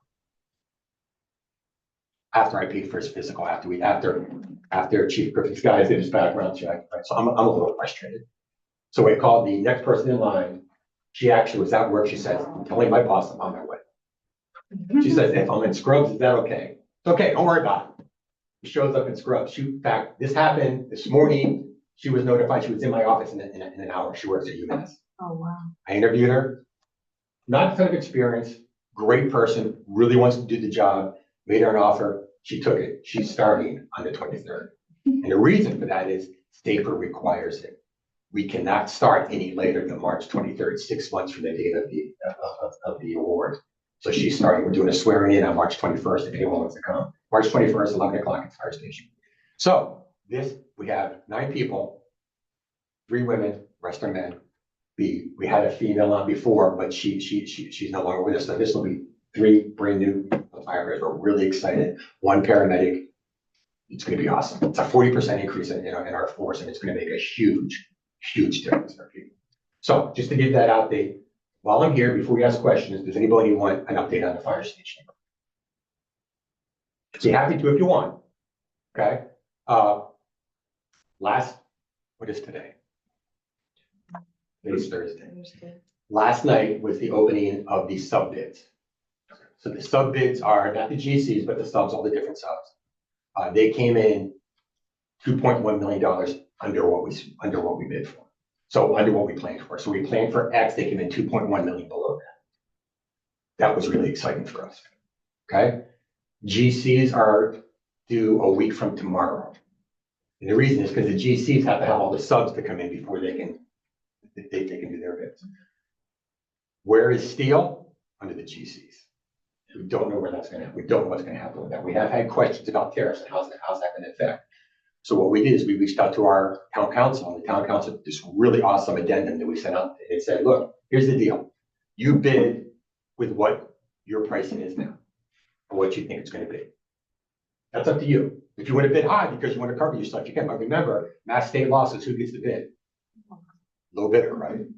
So this would end if for some reason price comes in and you're 25% in the hole, you come talk to them at that point in time. Now that doesn't mean we can produce money, but that's going to be based on we have $3.5 million in contingency funds. Don't forget in this, right? So you come talk to us at that point in time. However, if you do bid high and you bid that 25% and it doesn't come through, guess what? We're not paying you that extra 25%. You have to come back and show us where that cost was. So you wrote it very well. Really happy with the way it went. We don't know what we're going to get for bid, but that's where we sit. As far as our budget, sits about 3.8% increase. That is with nothing added. Nothing, no, that's level of service. Just to speak on, to piggyback on what the chief said, back when Chief Liber was here is when we first started pushing for both our admins to be executive assistants, because they run our department. They're confidential employees because they do all our discipline. So they have all that. They do all our payroll. They do everything. But we need that. I didn't build it into this year's budget because I didn't think, it was appropriate for me to do it this year. I'm not saying he's bad, but he did it. But the reason I did is because I knew where we were. We were told level service, so that's what I gave you. But that is really something we love. Now my admin, she's retiring in 20 days. Yeah. Right? What's today? No, less than No, 20 days. 13. 31st is her last day. So we're stealing admin from DPW. She's coming down to work for us. And then they had to get a new one. So we're excited about that. Overall, the budget lines that are up are 90% due to contractual items. Right? We have bids that we have steps that we have to fulfill. We have a 2%, like the chief said that we had to do. across the board. That's really the effect. You want me to try to go back to that slide? Or do you guys have it in front of you? Did you want to talk about individual lines or? Just in terms of your plan for where that gear would be as part of the normal, does that go in, or actually just what line item? Great. So when I got here, it's 9 years. It'll be 10 years for me on January 26th, 2026. And who's counting? But I am.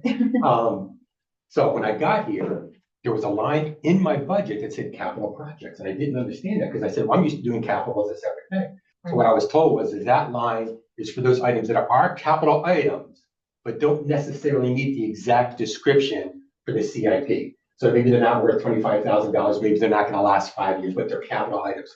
So that line, I asked for additional monies this year, knowing I was gonna need more turnout gear. That line sits about $35,000, so that's the other increase in it. It normally sits at 30, that's what the extra 5,000 was for. For one set of turnout gear, it's $5,000. One set of turnout gear, it's outrageous. And I have to replace that every 10 years. So that's what that extra money for is. We buy, again, 2 to 4 sets every year. But I look for other funding sources. We were able to buy, for the last 3 years, from the DFS, the Department of Fire Services, we were able to buy through a grant turnout gear through that. We look for the AFG grant, which is the Assistant Firefighters grant. Right now, I have a grant in for turnout gear. If I get that grant, great, I don't have to spend that money for capital on that. Right, so we're always looking for other things. When we had the SCBA's, we had that all the way up for 6 years. When I got it to the year when we purchased, I got the grant for 300,000 plus. When we had our radios in and that came all the way up, I got the grant the last year. We put it for 2 or 3 years sometimes. So this year, we're really hoping we get the grant for turnout gear, but we'll see. We'll see what happens. And that's what we are. Questions? Any questions? So just note that I was much shorter than you. Really? I don't know. I'm young, I'm older, so I'm more skilled. I love Chief Cookie. So. Hey, Jeff or Tim, any questions from you? Oh, yeah, Jim's got his hand up there. So it's just really more of a comment. I think the stabilization fund, I remember we talked about this last year, but it wasn't a warrant article because we didn't even have the grant approved by town meeting yet. But I think anytime we take a grant for salaries, we have to do this. We have to have a stabilization fund because I think it's just irresponsible of us to commit the town in 3, 4, or 5 years to pick up salaries out of nowhere. And I think the chief's plan, because I remember him presenting this last year, and I think I just think that I just want to comment now that I think that we have to have that no matter what. I completely agree with you. And again, that was one of my concerns. I'm not going to do that. I'm not going to say hire these people and not have a plan to go forward. And Jason was awesome. He put this together for us. Tim, go ahead. You muted, Tim. There you go.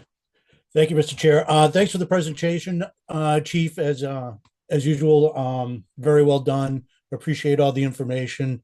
The only question I have is, have you had any thoughts or has there been any discussions about contingency plans with all the uncertainty at the federal level between tariffs and cutting funding and everything else? I know there's so much uncertainty with, nobody knows what's going to happen tomorrow, but yeah, if you've had any thoughts or any discussions on that. Scared the heck out of me when they came out. I'll be completely honest with you. The first thing I did was pick up the phone and call our OPM, our owner's project manager, and say, hey, can you help me? So he actually went through and figured out what the pricing would be if just for steel, and it's significant. If it's a 25, just for structural steel, it's significant. It's not more than we have in contingencies. It's nothing that would blow us out of the water, but it is significant. So, and one of the things that and we've talked about this at length, Tim, is we need to wait until those GC bids come in, because that's really the critical thing. When those GC bids come in, then we'll have a better idea. Now, what I don't know is what's going to happen with the geothermal bid. So if you recall, not the geothermal bid, I apologize, the geothermal grant. So if you recall, when we had that meeting, we talked about the geothermal and the Inflation Reduction Act has a item in it that would basically recoup 100% of what it would cost for installing it. So that's why we went with the geothermal. What we don't know is what's going to happen with that. And here's the problem with the geothermal. that grant, it's not a grant. That is The tax credit. it's a tax credit. Well, it's hard to have a tax credit when you don't pay taxes. So the way it works is we actually have to hire a tax attorney, special attorney, who will do whatever he has to do. It is, we are eligible for it. It's not that we're not eligible. Can you explain a little bit more, Lisa? Do you know a little bit anything more Yeah, about we it? had, Jason and I had a meeting with our bond counsel actually, and they were explaining that they have a person that they worked with, the group that does this for other towns has successfully done it. And we were able to have a meeting with them and they sent us a bunch of information. So Jason knows how, we have to do the filing after the fact, basically. Yeah. And then it becomes like a tax credit Mhm. to cover the 2 million. I think It's it 2 is. point something, 1.9 million. I Yeah, think. right. Yeah. So, You're talking about contingencies. That's one of the concerns I have. However, that's why that money was included in the vote that the town meeting took. So it wasn't taken off that amount. It was included in that 41 million, included that 2 million. So that's really, we don't have to go, oh no, what are we gonna do? That was part of that, for that reason. Now, there was talk recently about using other grants to support that. So if we can't get this, we'll use this. Well, the other problem is, these other grants are pre-shovel in the ground. Well, you can't get a grant that's pre-shovel in the ground when you already have a grant that you're looking at that's gonna be post-construction, right? Because then you get in trouble for supplanting, once the feds don't like that happening. So, that's our contingency. That's the one that scares me more than anything, to be honest with you. Because, that will have to be built in then into the financing. But we planned for that high water mark, We did. expecting Yes. that we did get a We did. reimbursement for the. Yep. Good. Any other questions? Chief, what do you think of the material? Not a question for the chief, but can we just talk about the study, communication study? So I didn't bring it up. You want to bring it up? Go ahead. Well, I- Sit down. I think it it was in my notes. I bailed out on him the other night when he was talking about this. Yeah, I stuck around the whole night for you. Bring it up. I wanted to, I meant to bring it up during my presentation. In the fall, last fall of 24, we received, ARPA. You're from Massachusetts, aren't you? Do you have a soap for your lay on? I'm just wondering. We received ARPA money for, to conduct a communications studies. Townwide communications, police, fire, DPW, and schools. To have a consultant come in, an expert come in and look at what is working, what isn't working, what needs to be replaced, and where are we going with our communications, how we talk to each other, our portable radios. So that study is just about done. We have the rough. We have a rough draft. On my capital, a few years out, I for the next couple of years, I do have a lot of communication related items such as portable radios, which right now they're at about 220,000. Redoing our dispatch console in the police station at about 200,000. This study is looking at everything townwide. We are having communication issues right now in town. Let me speak to that real quick. So the way that in New England, and I'm gonna say New England because we're the oldest, right? The way we started when, as a fire service and the police departments were getting bigger and needing more communications as we were spreading out, what we did is we band-aided every single step along the way. We have a dead spot over there. Okay, throw a repeater in over there. We have a bad spot. Okay, put a voter over there. A voter is one that looks for the strong signal and send it. We have an issue over here. Well, we did that for years. Okay, what we failed to do here in the town of Northborough is establish a capital plan for replacement of all of that stuff.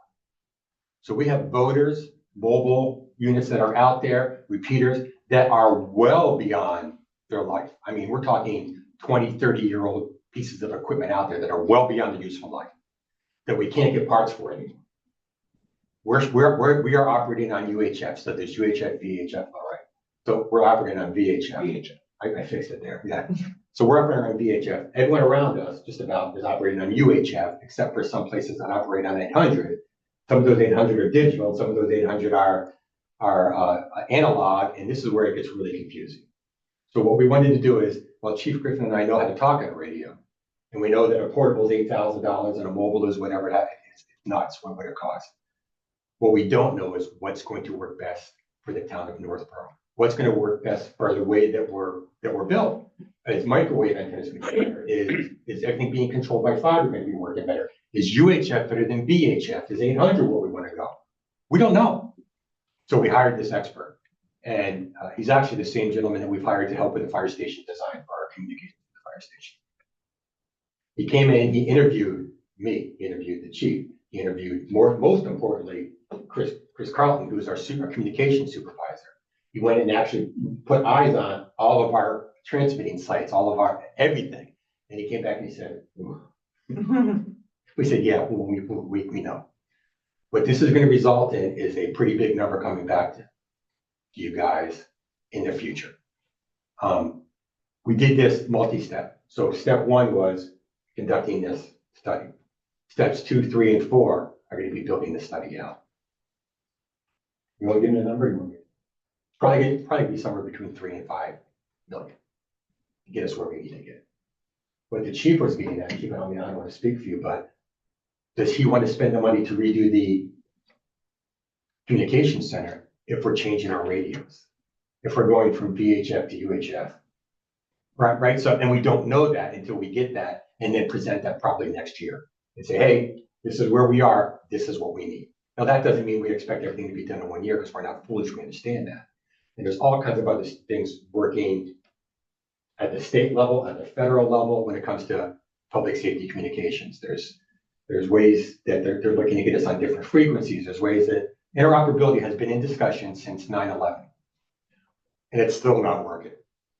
I would love for Chief Griffin to just give you a quick synopsis of what happened. He talked a little bit about the shooting, about one dispatcher, which, by the way, Chrissy did an amazing job. And I ended up there. He goes, can you come? Yeah, I'll be there in a minute. Right? She did an amazing job, but it's critical what she had to do. And I'm just looking to speak about it. We had another one, a search over at. So one of the problems is not being able to talk to our neighboring towns. And on the slideshow that I had for financial planning the other night, I had a picture of an incident from the spring of last year at Walmart where we had a armed standoff in the middle of the night. At about 1 a.m, we had a robbery, and our officers encountered the suspect near Route 9. He displayed a firearm. At the time, we didn't know if it was real or fake, but he fled into the woods. The officers did a great job by not chasing. We actually had one of the officers on duty that night, is one of our drone operators, and had the drone up in minutes. We called Westboro, who also had a drone, and we were able to contain and locate the individual by the use of the drone, which is just great technology, by the way. Anyways, we were able to kind of contain the person to the wooded area near Walmart. It was a large area. We had multiple agencies, including fire and EMS. Yeah, fire, EMS, Shrewsbury Police, Westboro Police, State Police, SWAT team, and helicopter canines. And I have a picture of the slide. We had a command center set up there. The state police brought in the command center. And there's a picture that somebody snapped, and it's an officer from every department standing next to me at the command center. And those officers' only assignment was to relay the information that I was telling them, because Westboro had to talk to Westboro, Shrewsbury had to talk to Shrewsbury. It's a great picture, and it just kind of shows some of the obstacles we face when it comes to communication. I think I meant to bring it up during my presentation, but I wanted to put it on your radar screen. I mentioned it the other night as well, and obviously the money that we had to support this study. So the select board is aware of it as well, and I do think we'll be back next year to talk a little bit more about it. And I just want to go ahead. I was going to say, and then is the results of the study structured such that it would give you a kind of recommended phasing Yeah, over the years? what we specified in the study was we want a roadmap. So we don't want you to come in and say, next year you need $5 million. No, we need a roadmap. So maybe update your infrastructure within your communication center first, or update your infrastructure out first. But we want that roadmap from you. So Marlboro just did this and it was about 5 million. Yeah, no, but Marlboro went to an 800 Right. And digital. Boylston just, did a whole. Boylston did it, Hopkinton did it, and theirs was about 4 million, so it's Yeah. just, That gives us. Kind of give you, just wanted to put it out there. Yeah. And sometimes doing those projects, instead of doing it piecemeal, you do it all at once and you borrow the money. And it's just, it's a better use of funds. And then it's up to the treasurer would have to get us updated as to where we're gonna be on a debt service level at a certain point in time. But of all the things to think about, like, when I think about all of our spending, et cetera, it's public safety, and it's public safety, and it's public safety. Then the kids, and then everything else. And frankly, everything else doesn't really matter. We got water, sewer through an enterprise fund. I'm good, right? And so if we're gonna borrow money, or we're gonna have large expenditures, it's stuff like that. Yeah. Rather than piecemeal it sometimes, that makes a lot of sense. And I would just throw that out as something that, in your dialogues with with the financial people that run the town, keep that in mind too, because if you're piecemealing it over 5 years, I mean, come on. oh, I know, but we have to be, I've always pictured, I'm a steward of the people's money. I understand. It's not my job to just, so when I got here, we had just bought a new fire truck, and they were still equipping it. When I was done, I gave $110,000 back, and they were like, what are you doing? I said, I didn't need it. Why am I gonna spend? So that's the way I I try understand to that, do but it. that's, there's places to borrow, and I there's know. places not to borrow. That's a Great. place to borrow and get something done for future planning. Good, I'm with you.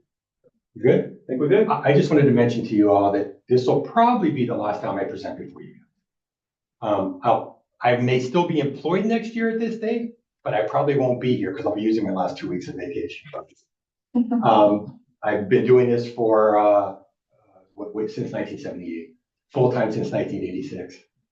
Amazing community here. I love coming in here. You guys are always great, but I just wanted to thank you all for, always being supportive of public safety. And I'm not saying this because he's here, but you have an amazing police department, you have amazing dispatch, you have amazing firefighters. And just please keep supporting them. No, I'm not going anywhere yet. I mean, April 8th, 2026 is coming up. I have to be a day closer to my 65th birthday than I am my 64th. But I just wanted to thank you all. So, Thank you, Chief, for everything you've done. thank you. Do you want me to stay and help you with this before being in here? Because I don't have to take right off. As long as you know you're not getting a raise. We should be okay. Okay, because it's recording, so when you, just remember you have to stop the recording and save the recording to the local. Yes. Okay, I've already talked to Dana. Dana's aware. He apologizes. They had it on their calendar for 7:30, not for 6. That's why somebody wasn't here. He chastised me and told me I should have let him know a half hour before. I wasn't paying attention who was here. So he apologizes. He'll be in the morning to take care of it and put it up on YouTube. So you are. All right. Thank you, everyone. Have a good night. Thank you. Thank you. For the road, all the lines. So also in our packet was just the updated summary of the capital budget. That is changing almost daily. We heard a couple of things, tonight, adjustments being made, so that will continue. The Financial Planning Committee reviewed those capital items and where they wanted additional information on that last night. So we'll be the beneficiaries of that additional information coming in. Lisa, was there any other capital items you wanted to update us on? I can update on, Jason pointed a few things out to me that he said I could mention. You may already be aware of it, but did we talk about this? The DPW truck was reduced from 100,000 to 5,000. Is that already in your paperwork? The 1-ton pickup truck with plow, it's Article 23. It had originally been in for 100,000. Oh, yeah, it's down to 90. Okay, yeah, Okay, that, and that's updated in the packet. yeah, and then he just said that the 107,100 for the capital for the Algonquin Regional High School was part of the annual assessment, so it's just gonna get paid, from the tax levy as part of the annual assessment payment. It's just built into that. He just wanted me to note that. And we see that update And on the that's grid. right. Those are the only two updates, and then he did want me to say that he is making a recommendation that if you look on the pie chart on the front page, there's that 1,288,355. That is the general fund borrowing, which I guess financial planning does not want to do.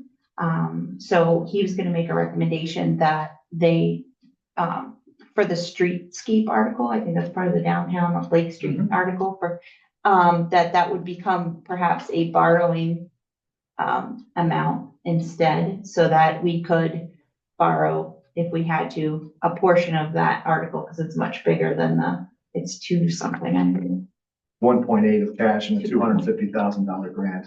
right?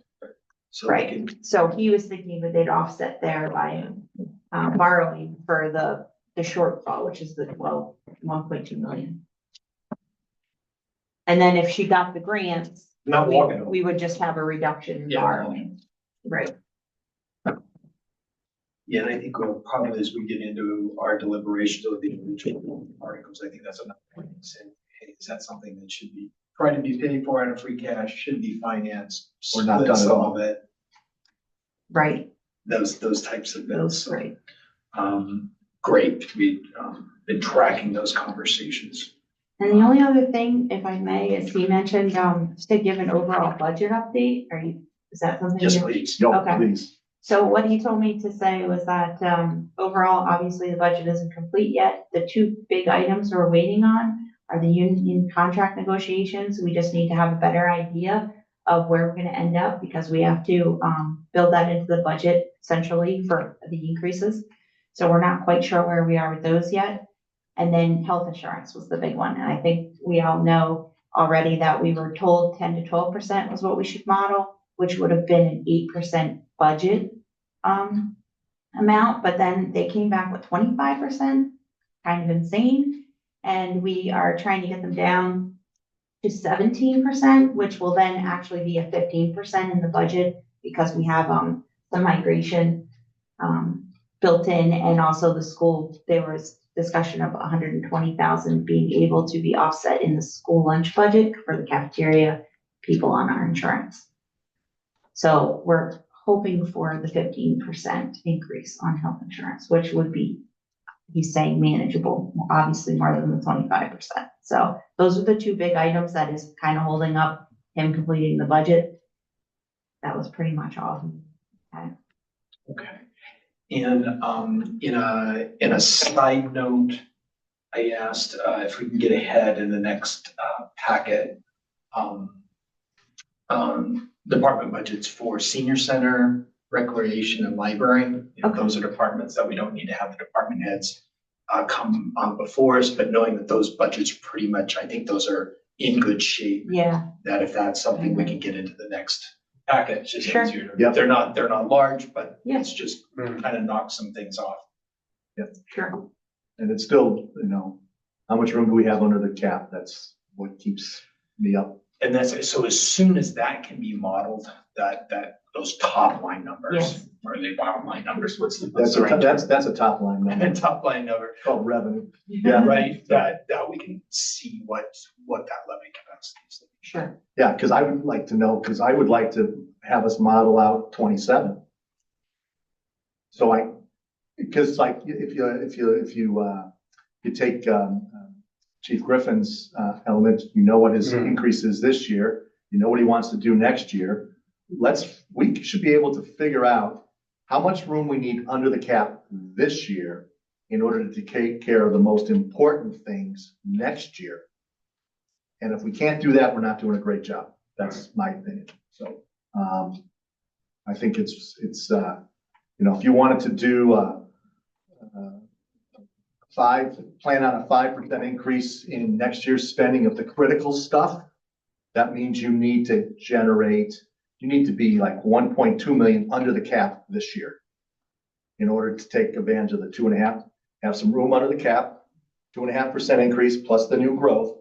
that would allow you to do like a 5% increase next year, which would take care of adding a police officer and doing those kind of things. And frankly, at this point, I think that we're flying so blind in terms of where we are that it's very disconcerting to me. And I understand I understand that nothing's final, but give us your best shot. Like, just tell us what you think it's gonna be. Yeah. I don't understand why it's that hard. And I would like to see, and then I can do my own 27. I'm happy to do my own 27, but I'm not gonna provide opinions on stuff unless I can see how much room I have under the cap this year, how much increase I can absorb next year, and what type of big things are gonna be sacrificed as a result. And as I said, public safety, the kids, other than that, I don't care. Because when you're at the cap, all that other stuff doesn't matter, frankly. So. Would it be possible at some point to look at all the requests to add staff together and just get an idea? And I mean, I don't know whether it's finalized or not, but I saw stuff in the school budget about adding assistant principals, and it's, dispatcher, and the way Chief Griffin worded it is, if there's room. Yeah, and just to clarify for you, because I know you weren't here for the schools. Yeah. Those assistant principals are not in their plan. They mentioned it. They said they were taking it out. There was like, We ended up with some. the only ads that I could pull out from what they were doing were in the K-8 was like a math specialist. And they've done some in the previous year for like phys ed and stuff like that, but those assistant principals were gone. Okay. And I would argue about a math specialist, except my daughter-in-law is a math coach in an elementary school, and she would kill me if I did, so I'm not. But Okay. Other than that, It's just in general looking at that, because I almost look at it and say, hey, look, we shouldn't be adding staff at all this year, kind of thing. And, I understand, Brian's points, and I understand, the fire stuff we already agreed to, we added 8 kind of thing, and we're going to be ramping up for that. So it is, I just worry that, we go, okay, and I'm wondering at a point where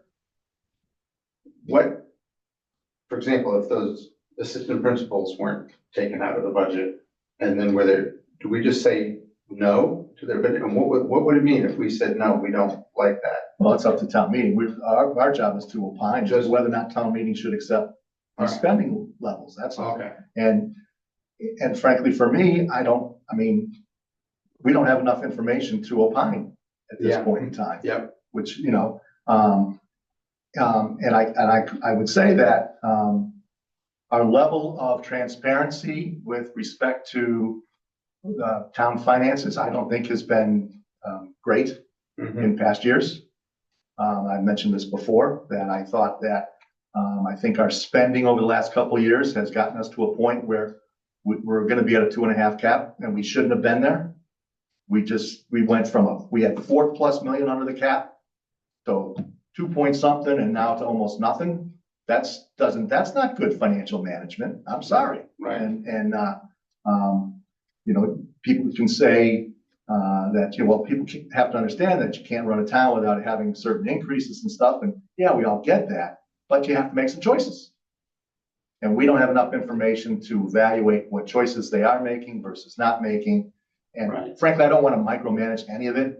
I just want to look at the big picture and say, really, if you want to do a couple of these bigger things in 27, you need to have this much room under the cap in 26. And you guys figure out where you want to do. Yeah. And I think that without having been on the committee for a while, but just as being a town meeting, I think that the spending levels, for example, from the schools has been pretty steady. They don't go like this a lot. I think that the increases that we had in our town spending over the last 2 years has gotten us into a problem. From a 2.5 perspective, and people may say, well, we'll just get a 2.5 override. Well, fine, you go ahead and try that. I don't think that with what's going on in our economy today, the unknowns, is it a recession, not a recession? I don't know. And the worst thing I hate, there's no other way to tax folks other than property taxes. And I'll get off my high horse in a second, but property taxes are the most regressive form of taxation. We talk about, how the taxes on a per capita basis are X, Y, or Z, and that's fairly reasonable. Well, don't look at averages. Look at the median, right? The median household income in Northborough is around $160,000.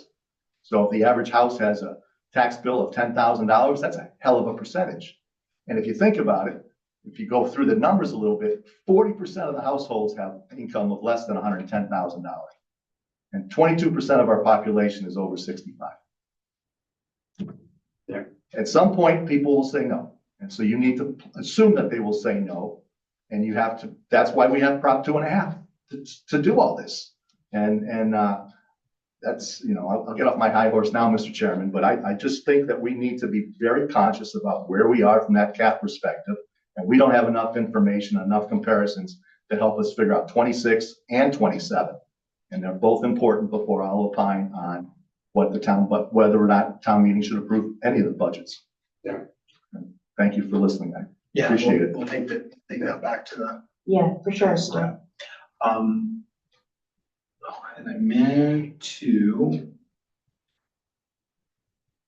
190, I'm fine. Oh, so to George's point too, about being able to look ahead and consolidate those staffing requests. They came up at the financial summit, using that bit, to help project out that model again. I guess let's get if we can get an update of that financial model, that look ahead and do the type of calculation that Terry's talking about.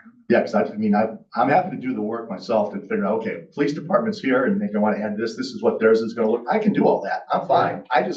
But I need a starting point of where we are under the cap. So I think that kind of periodic update of that model, especially as we're evaluating a current budget cycle. Yeah.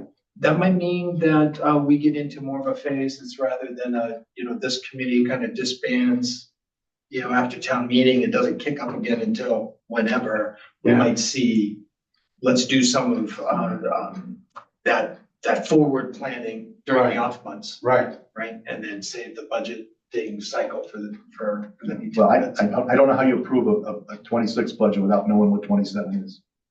I just don't. And that's why back in the 90s, that's why we did the schedule that we did. And we always went out further so you knew where you would be. And we've gotten to the point where we just become myopic on terms of it's this year. Well, it's not this year. You cannot approve spending at all if you don't know your runway. And when you have plenty of room under the cap, you can live with it. But you don't anymore, so you can't. Right. All right. Looking ahead then, the next meetings. On the 18th, we'll have Department of Public Works. We'll talk about the enterprise funds. We'll have an update from the finance department and those other undistributed expenses.